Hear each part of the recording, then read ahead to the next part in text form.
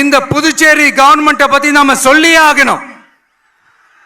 இது டெஃபினட்டா தமிழ்நாட்டில் இருக்கிற மாதிரி நம்ம திமுக கவர்மெண்ட் மாதிரி கிடையவே கிடையாது.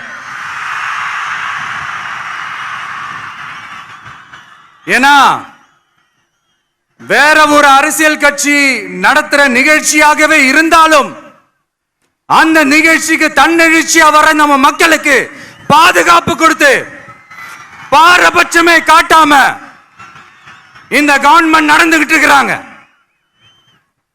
அப்படிப்பட்ட இந்த புதுச்சேரி கவர்மெண்ட்டுக்கும் நம்ம புதுச்சேரி சிஎம் சார் அவர்களுக்கும்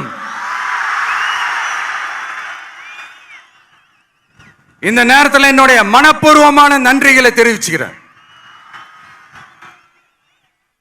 இத பார்த்தாவது தமிழ்நாட்டில் இருக்கிற அந்த திமுக கவர்மெண்ட் கத்துக்கிட்டா நல்லா இருக்கும்.